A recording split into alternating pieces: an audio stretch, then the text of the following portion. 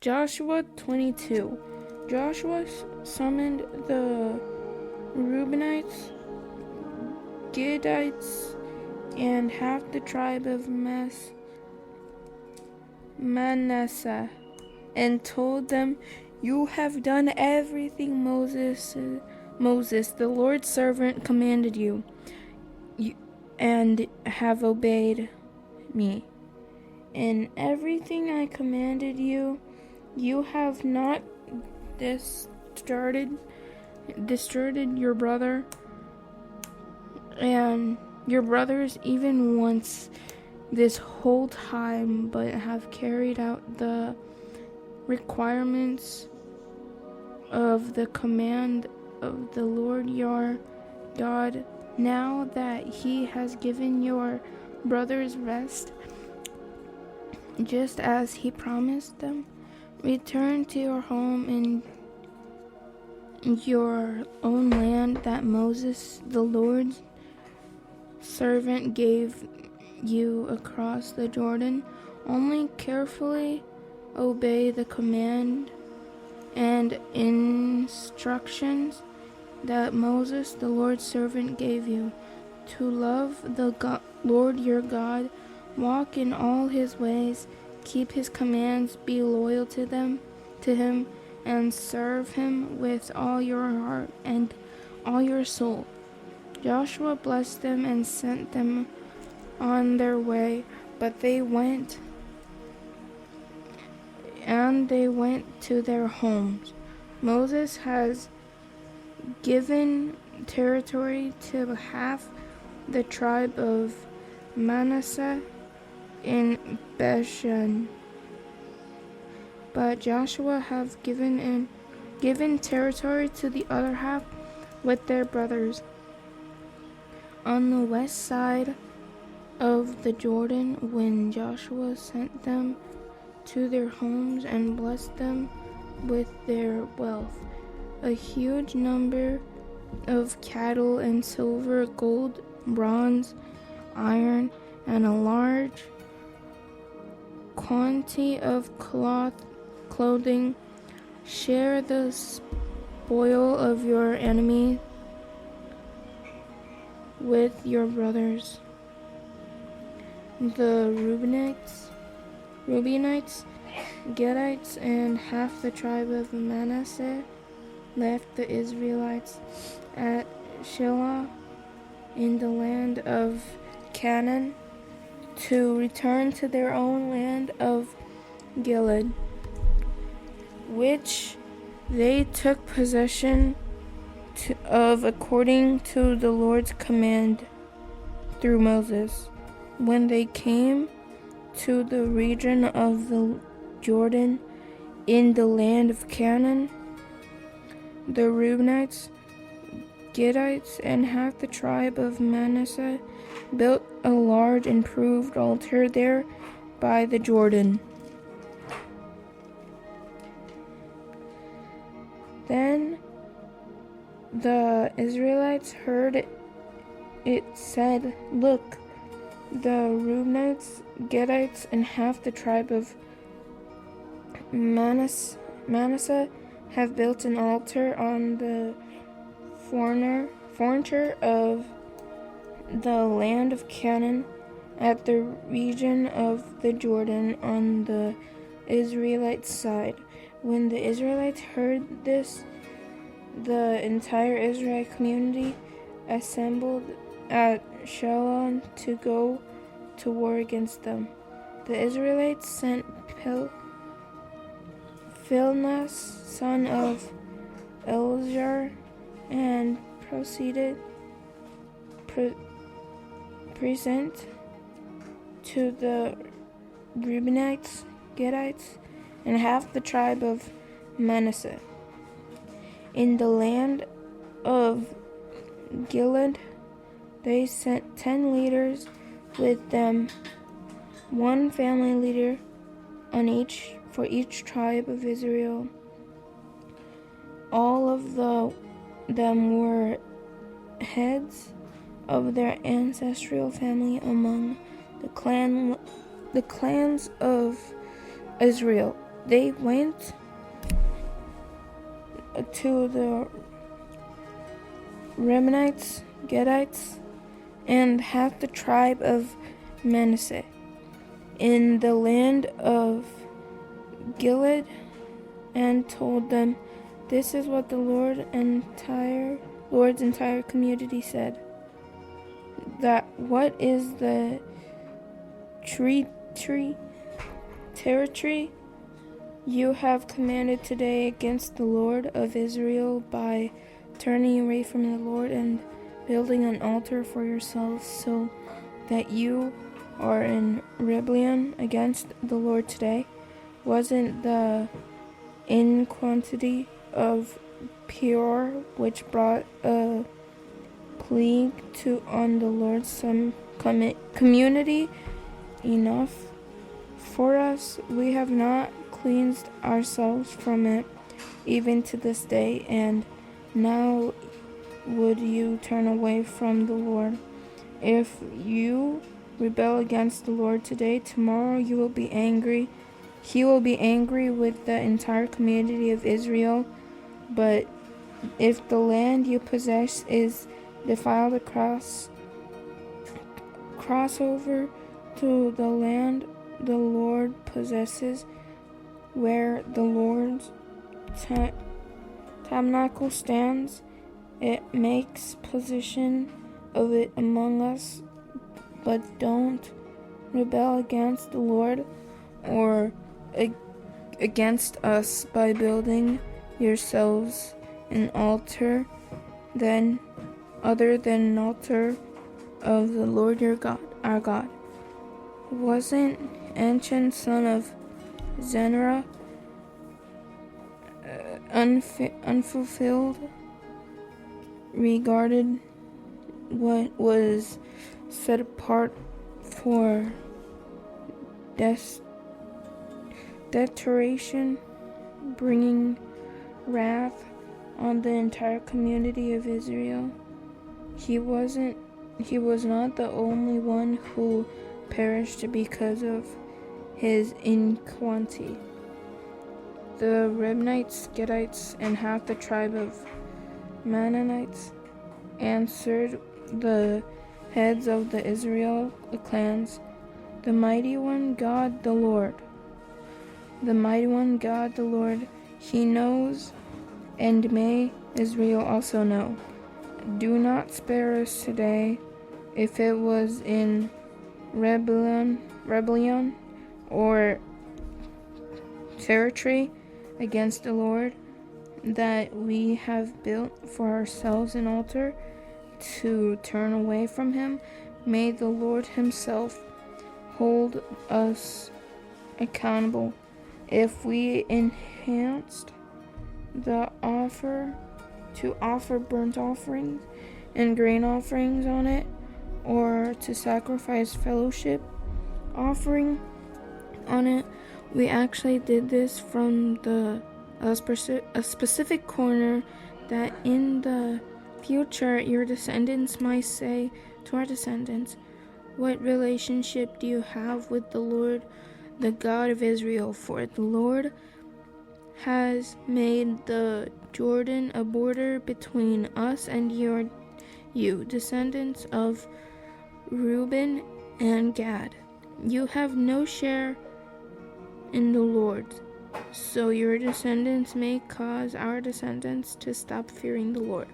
Therefore we said, let's take action and build an altar for ourselves, but not for burnt offerings or sacrifices. Instead, it is to be witness between us and you, and between the generations after us, so that we may carry out the worship of the Lord in His presence with our burnt offering, sacrifices, and fellowship offering. Then in the future your descendants will not be able to say to our descendants, 'You have no share to the Lord in the Lord.' We thought that if they said this to us or our generation in the future, we would reply Look at the replica of the Lord's altar and our ancestor made, not for burnt offerings or sacrifices, but as a witness between us and you. We would never ever rebel against the Lord and turn away from him today and build an altar for a burnt offering, grain offering, or sacrifice, other than the altar of the Lord our God, which is in front of his tabernacle.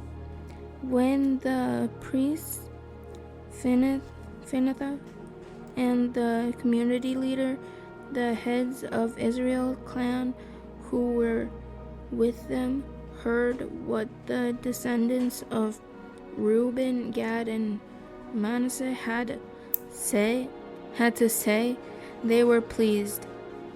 Phinehas, son of Eleazar, the priest, said to the descendants of Reuben, Gad, and Manasseh, today we know that the Lord is among us, because you have not committed this treachery against him. As a result, you have rescued the Israelites from the Lord's power. Then the priest Phinehas, son of Eleazar, and the leaders returned from the Reubenites and Gadites in the land of Gilead to the Israelites in the land of Canaan, and brought back a report to them. The Israelites were pleased with the report and blessed God. They spoke no more about going to war against them to avenge the land where the Reubenites and Gadites lived. So the Reubenites and Gadites named their altar, It is a witness between us that the Lord is God. Joshua 23. A long time after the Lord had given Israel rest from all the enemies around them, Joshua was old, advancing age. So Joshua summoned all Israel, including its elder leaders, judges, and officers. And he said to them, I am old, advancing age, and you have seen for yourselves everything the Lord your God did to all these nations on your account, because it was the Lord your God who was fighting for you. See, I have allotted these remaining nations to you as an inheritance for your tribes, including all the nations I have destroyed from the Jordan westland to the Mediterranean Sea. The Lord your God will force them back on your account and drive them out before you, so that you can take possession of the land as the Lord your God promised you. Be very strong and continue obeying all that is written in the book of the law of Moses, so that you do not turn from it to the right or left, and so that you do not associate with these nations remaining among you. Do not call on the names of their gods or make an oath to them. Do not serve them or bow in worship to them. Instead, be loyal to the Lord your God, as you have been to this day. The Lord has driven out great and powerful nations before you, and no one is able to stand against you to this day. One of you routed 1,000 because the Lord your God was fighting for you, as he promised. So diligently watch yourselves, love the Lord your God, if you ever turn away and become loyal to the rest of these nations remaining among you, and if you intermarry or associate with them and they with you, know for certain that the Lord your God will not continue to drive these nations out before you. They will become a snare and a trap for you, a sharp stick for your sides, and thorns for your eyes, until you disappear from this good land the Lord of your God has given you. I am now going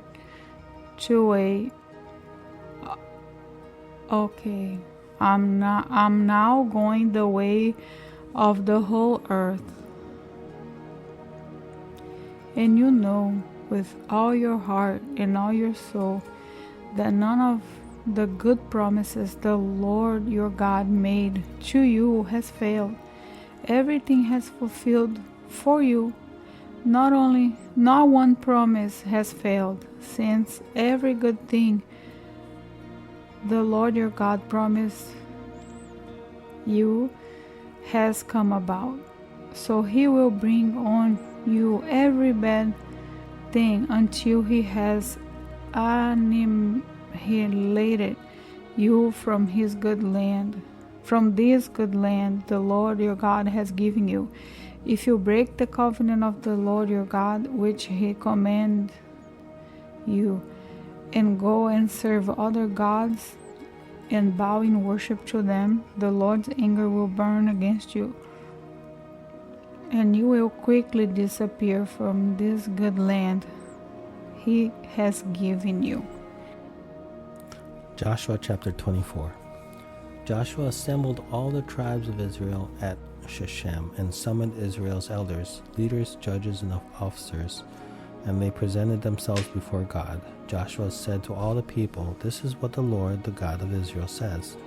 Long ago your ancestors, including Terah and the father of Abraham and Nahor, lived beyond the Euphrates River and worshipped other gods. But I took your father Abraham from the region beyond the Euphrates River, led him through the land of the Canaan, and multiplied his descendants. I gave him Isaac, and to Isaac I gave Jacob and Esau.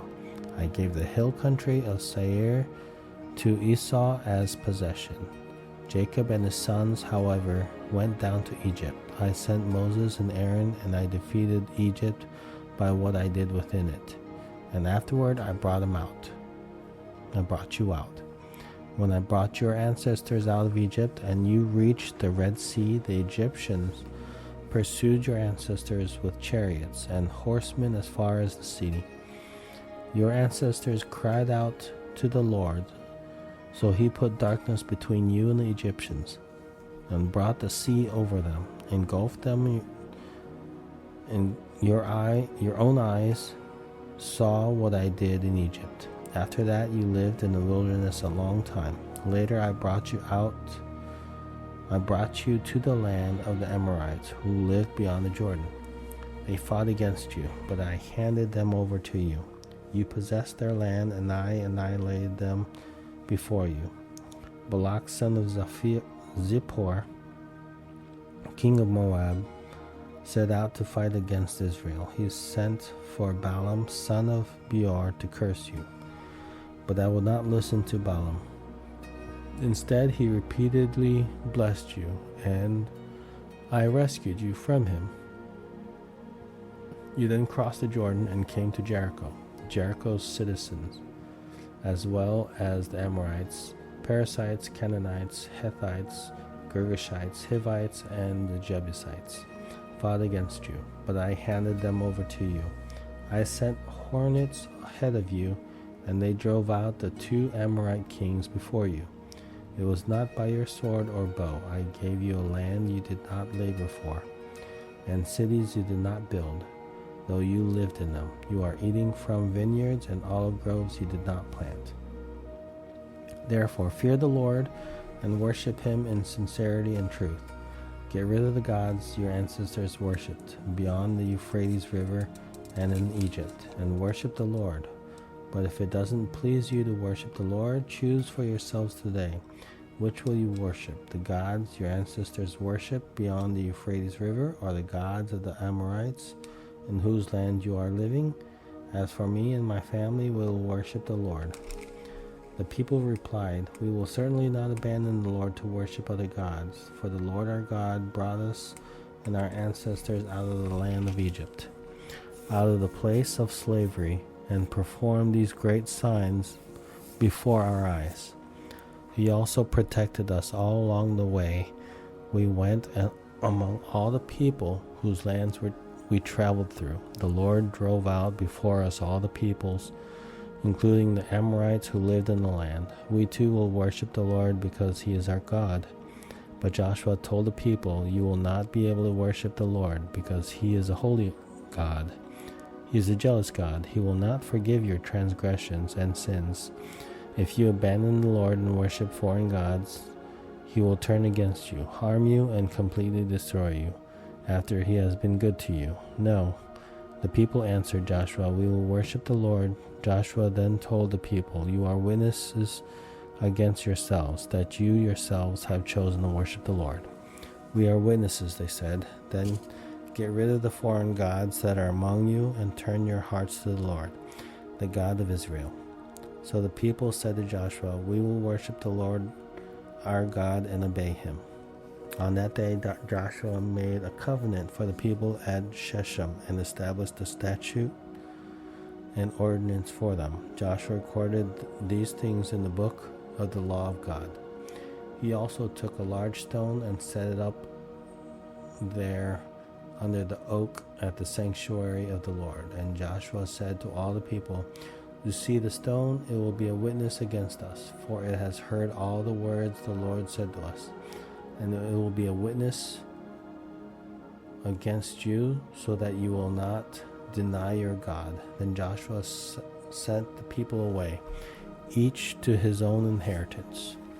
After these things, the Lord's servant Joshua, son of Nun, died at the age of 110.